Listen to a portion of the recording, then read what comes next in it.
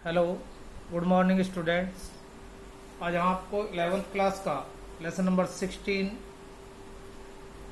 संग्रहण सेवाएं बिजनेस में कराएंगे। तो देखिए, सबसे पहले बात आती है संग्रहण सेवाएं यानी वेयर हाउसिंग सर्विसेज क्या होती है। संग्रहण का मतलब होता है किसी वस्तु को एक निश्चित स्थान पर इकट्ठा करना यानी उसका स्टोर करना। संग्रहण द्वारा समय उपयोगिता का सृजन होता है। यानी जो संग्रहण होता है, जिसको हम वेयर हाउस या गोदाम भी कहते हैं, उसके माध्यम से समय उपयोगिता का सृजन होता है। मतलब एक वस्तु को एक समय से, जबकि उसका उत्पादन बहुत अधिक मात्रा में होता है, उस समय तक ले जाया जाता है जब उसका उत्पादन नहीं होता है। जैसे आप जानते हैं कि गेहूं का उत्पादन एक विशेष समय में होता है और ये पॉसिबल नहीं होता कि वो सारा गेहूं एक साथ कंज्यूम कर लिया जाए। तो ऐसी स्थिति में आवश्यकता होती है कि उस गेहूं को सुरक्षित कैसे रखा जाए। तो उसे सुरक्षित रखने के लिए हम गोदामों यानी वेयर हाउसेज, संग्रहालय जिसे हम कहते हैं, उसका प्रयोग करते हैं। तो संग्रहण जो है वस्तु को जबकि उसका उत्पादन होता है उस समय से उस समय तक सुरक्षित रखता है जब वास्तव में उसका कंजम्पशन किया जाना यानी उपभोग किया जाना है। तो इसी पर हमारा ये टॉपिक है। आधुनिक व्यावसायिक युग में यानी आज के युग में संग्रहण का विशेष महत्व है, अर्थात गोदामों का विशेष महत्व है। संग्रहण का अर्थ, संग्रहण का मीनिंग क्या होता है? संग्रहण का अर्थ माल को व्यवस्थित ढंग से सुरक्षित रखने से है। यानी जो भी माल का मतलब कोई भी वस्तु है, उसको एक सिस्टमेटिक ढंग से सुरक्षित रखना ही संग्रहण कहलाता है।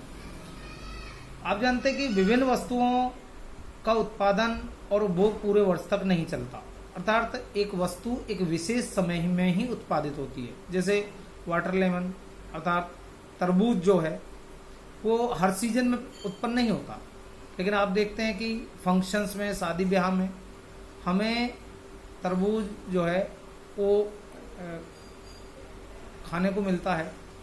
तो जब उसका उत्पादन होता है उस समय से वास्तव में जब उसका प्रयोग किया जाना उस समय तक उसको गोदामों में सुरक्षित रखा जाता है। वस्तुओं के उपभोग और उत्पादन में का समय जो है अलग अलग हो सकता है।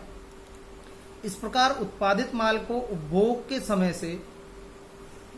समय तक सुरक्षित रखने की समस्या उत्पन्न होती है। मतलब कि एक समस्या हमारे सामने आती है कि जब वस्तु का उत्पादन हुआ है उस वस्तु को उस समय तक कैसे सुरक्षित रखा जाए जबकि वास्तव में उसका यूज करना है, प्रयोग करना है। यह समस्या केवल उत्पादित या निर्मित माल को सुरक्षित रखने की नहीं है, बल्कि कच्चे माल को भी एक विशेष समय तक सुरक्षित रखना पड़ता है।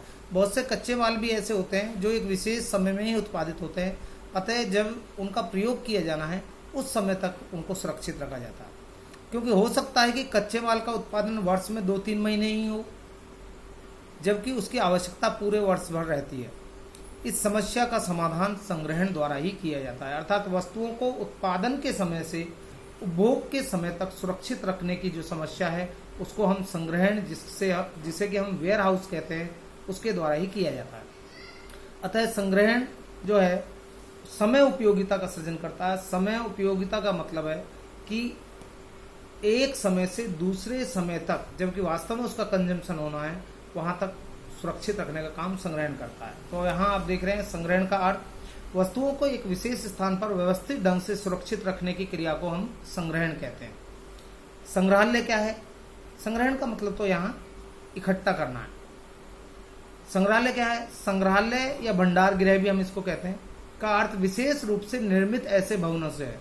यानी एक विशेष रूप से निर्माण किए गए भवन होते हैं जिनमें कच्चा माल, तैयार माल उस समय तक सुरक्षित रखा जाता है जब तक कि माल के स्वामी द्वारा उसकी मांग ना की जाए। यानी जो भी उसको प्रयोग करने वाला है, जब तक उसका जो है उसकी डिमांड ना कर ले, तब तक हम उस वस्तु को सुरक्षित रखते हैं। आगे बात करते हैं संग्रहण की विशेषताएं, यानी एक आदर्श संग्रहालय। आदर्श संग्रहालय एक अच्छा जो भंडार गृह है, आप किसको कहेंगे? सबसे पहले उचित स्थान। संग्रहालय में जो है उचित स्थान होना चाहिए। भंडार का निर्माण ऐसे स्थान पर होना चाहिए जो कि क्रेताओं और विक्रेताओं के समीप हो, अर्थात जहां खरीदने वाले और बेचने वाले दोनों के जो नज़दीक हो और वस्तुओं का भाड़ा वह अधिक ना पड़े, यानी आने जाने में खर्चा भी ज़्यादा ना हो। गोदाम खुले स्थान पर होना चाहिए ताकि वाहनों को आने जाने में कोई कठिनाई ना हो।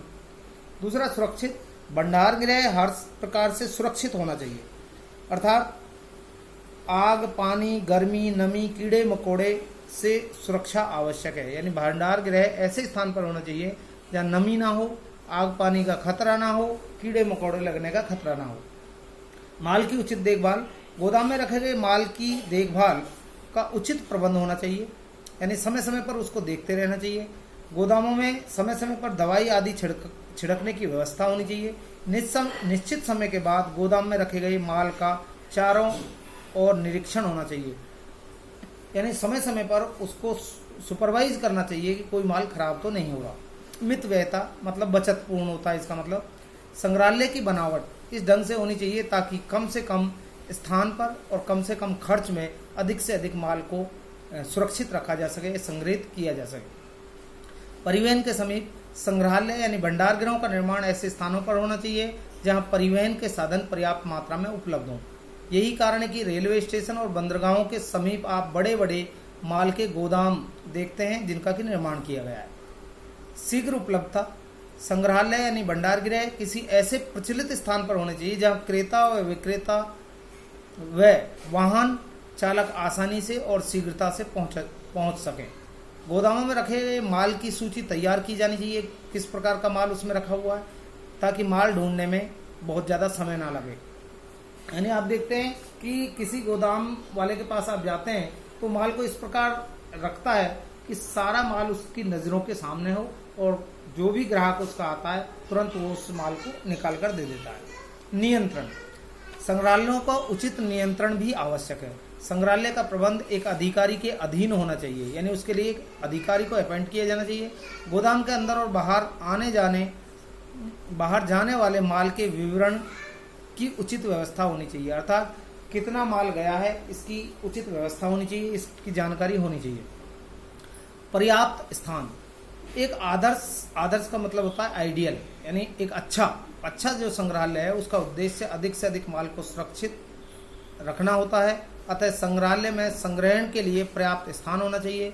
हर व्यापारी चाहता है कि उसका सारा माल एक गोदाम में आ जाए ताकि उसे नमूने आदि दिखाने के लिए अलग अलग जगह पर ना जाना पड़े।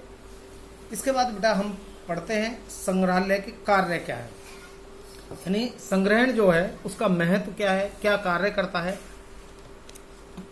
संग्रहालय या भंडार गृह व्यवसाय के विभिन्न अंग बन चुके हैं। आज के समय गोदामों की आवश्यकता सभी को पड़ती है। ये वस्तुओं में समय और स्थान उपयोगिता का सृजन करके व्यवसायियों की अनेक प्रकार से सहायता करते हैं। इनके मुख्य कार्य निम्न है। सबसे पहले समय उपयोगिता का सृजन, जैसा कि अभी बताया कि भंडार गृह वस्तुओं में समय उपयोगिता का सृजन करते हैं। बहुत सी वस्तुएं एक विशेष समय पर ही उत्पादित होती हैं या उपलब्ध होती हैं, जबकि उनका उपभोग पूरे वर्ष भर चलता रहता है।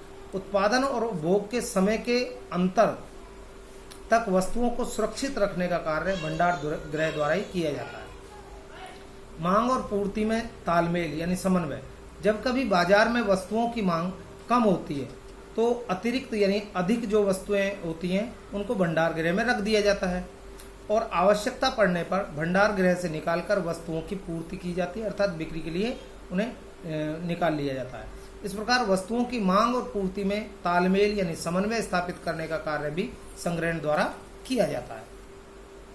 थर्ड जो कार्य है वो है वित्तीय सहायता।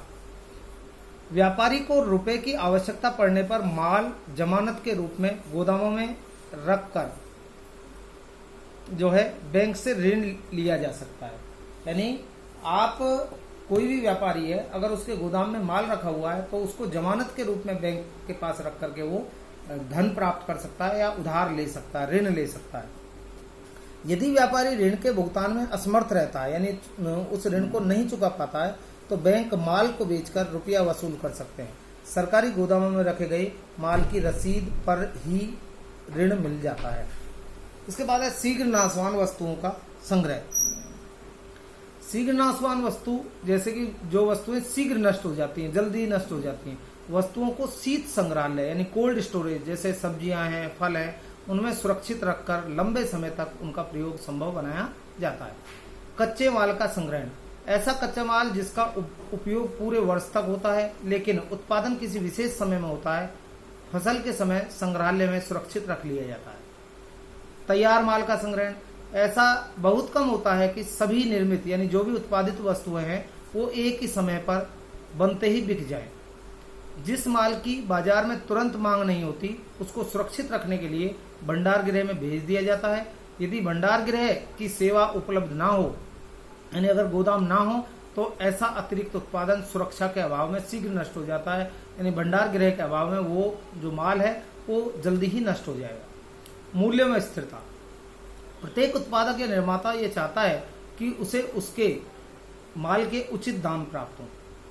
उत्पादन के समय यदि अतिरिक्त माल बाजार में आ जाए यानी एक्स्ट्रा माल आ जाए, ज्यादा माल आ जाए, तो उन्हें माल के पूरे दाम नहीं मिलते। आप जानते हैं कि जब वस्तुएं बहुत ज्यादा मात्रा में उत्पादित हो जाती हैं तो ऐसी स्थिति में माल की कीमतें हैं जो गिर जाती हैं, लेकिन सब उत्पादक चाहते हैं कि भाई उन्हें उनके उत्पादन की पर्याप्त मात्रा में कीमत मिले, क्योंकि पूर्ति मांग की अपेक्षा अधिक होने से मूल्य गिर जाते हैं। दूसरी ओर जब उत्पादन नहीं होता है तब माल की अतिरिक्त मांग के कारण मूल्य बढ़ जाते हैं।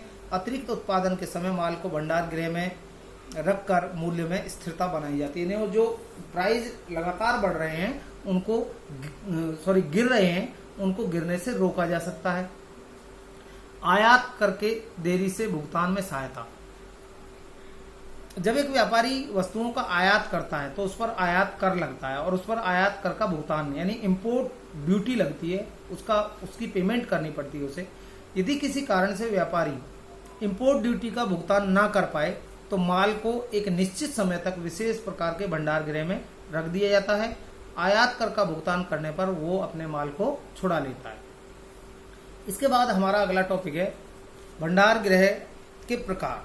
देखिए, भंडार गृह कई प्रकार के होते हैं।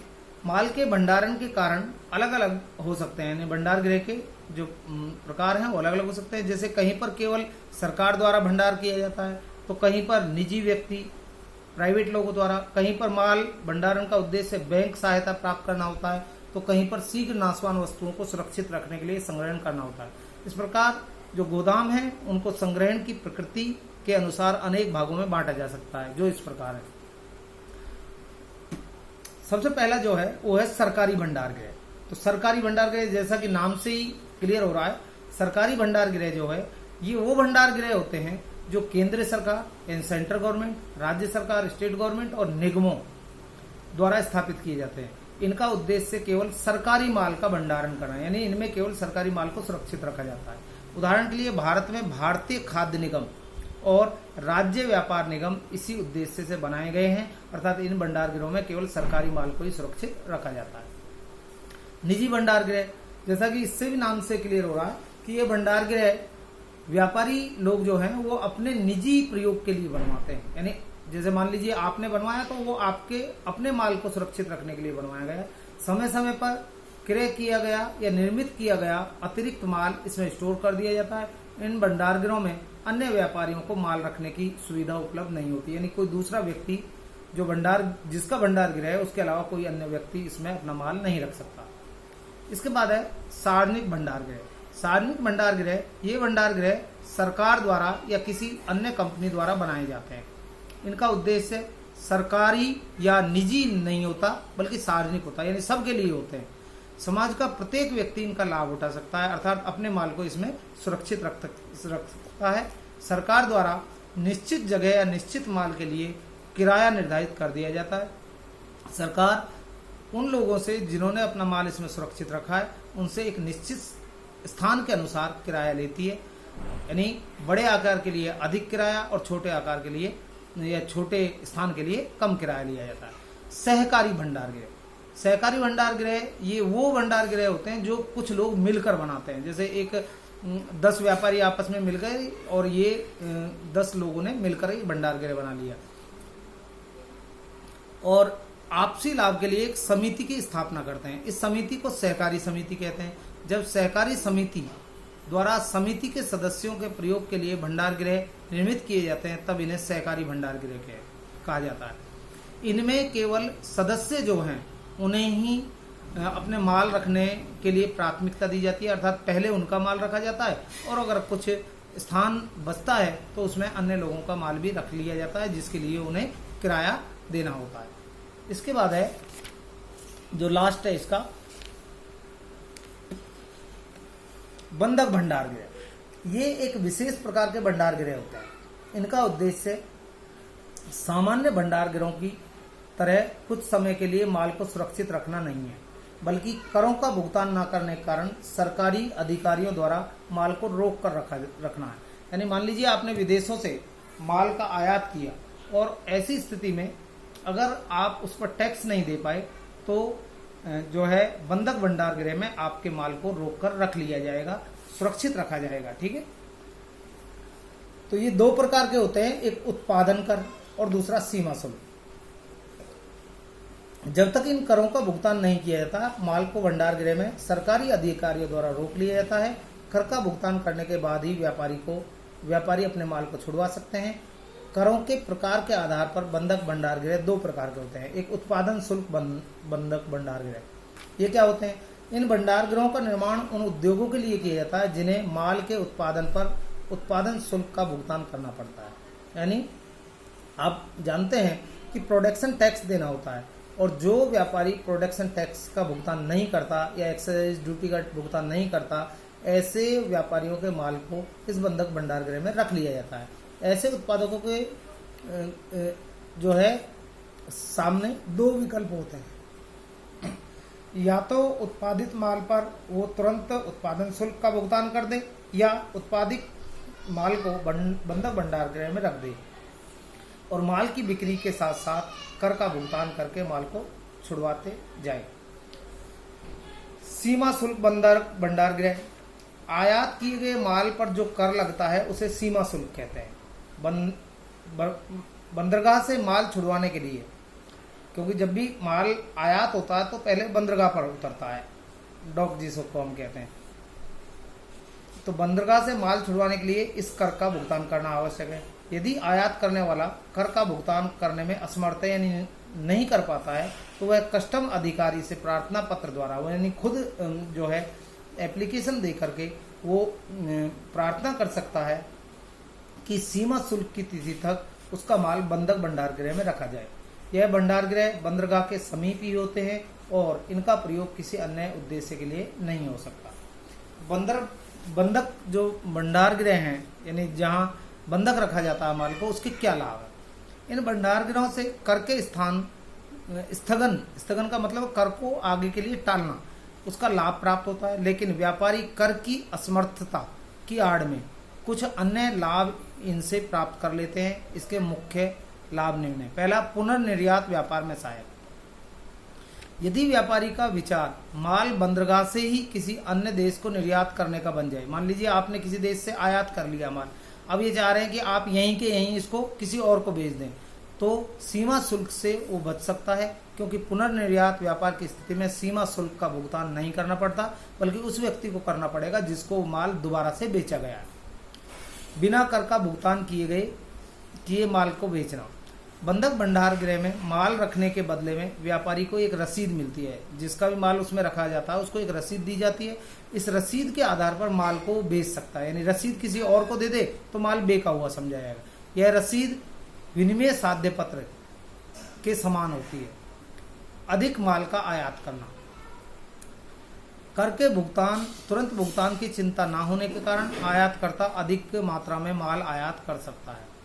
विशेषज्ञों की सेवाओं का लाभ। माल को बिक्री योग्य और अधिक उपयोगी बनाने के लिए विशेषज्ञों की सेवाएं ली जाती हैं। इसके बाद है, अर्थात जो स्पेशलिस्ट होते हैं वो जो है उनकी देखरेख में ये सारी क्रियाएं की जाती हैं। और वैज्ञानिक संग्रहण का लाभ। बंधक भंडार गृहों में माल को वैज्ञानिक तरीकों से रखा जाता है। इस प्रकार व्यापारियों को माल की किस्म में गिरावट की कोई चिंता नहीं रहती है। वित्तीय सहायता। बंधक भंडार गृह से प्राप्त रसीद के आधार पर बैंक से हम लोन भी ले सकते हैं, ऋण भी ले सकते हैं। अत्यधिक हानि से छुटकारा। यदि बाजार में माल की मांग शून्य होने के कारण आयात कर की रकम माल के बाजार मूल्य से अधिक हो जाए, अर्थात टैक्स आपको ज्यादा देना पड़ रहा है लेकिन बाजार में वस्तु की डिमांड नहीं है, तो ऐसी स्थिति में हम प्रार्थना पत्र देकर माल का स्वामित्व त्याग भी सकते हैं। यानी आपको लग रहा है कि माल आपने मंगा तो लिया लेकिन उसकी कीमत बहुत ज्यादा डाउन चली गई, आपको बहुत ज्यादा लॉस हो सकता है, तो आप ऐसी स्थिति में उसे बंधक भंडार गृह में रखे हुए माल के लिए अपना जो स्वामित्व है वो छोड़ सकते हैं, अर्थात उसको लेने से इनकार कर सकते हैं। इस प्रकार अत्यधिक हानि से छुटकारा मिल जाता है। कर के धीमी गति से भुगतान का लाभ। बंधक भंडार गृह में रखे गए माल पर धीरे धीरे कर का भुगतान करके माल को छुड़वाया जा सकता है, अर्थात जितने का टैक्स आपने पे कर दिया उस ठीक है उतना माल आप छुड़वा सकते हैं, और बाकी को जैसे जैसे आप टैक्स पे करते जाएंगे वैसे वैसे माल आप बार बार ले सकते हैं और बिक्री करके कर का भुगतान कर सकते हैं। तो बेटा ये चैप्टर आपका यहाँ कंप्लीट हुआ। इसके कुछ MCQ हैं, देख सकते हैं आप। संग्रहण द्वारा ब्लैंक उपयोगिता का सृजन होता है। समय उपयोगिता। शीत संग्रहालय ब्लैंक के लिए अधिक उपयोगी होते हैं, शीघ्र नाशवान वस्तुओं के लिए। निम्न में से कौन सा भंडार गृह का प्रकार नहीं है? दुकान, सरकारी भंडार गृह, सार्वजनिक भंडार गृह या बंधक भंडार गृह। दुकानें जो है भंडार गृह का प्रकार नहीं होती हैं। और इसके बाद है उन भंडार गृहों को क्या कहा जाता है जो उद्योगों के लिए बनाए जाते हैं। उन उद्योगों के लिए बनाए जाते हैं जिन्हें माल के उत्पादन पर उत्पादन कर का भुगतान करना पड़ता है, तो उन्हें हम जो है उत्पादन शुल्क बंधक भंडार गृह कहते हैं। तो ये चैप्टर आपका यहाँ कंप्लीट होता है। नेक्स्ट चैप्टर आपको नेक्स्ट क्लास में कराएंगे। थैंक्स।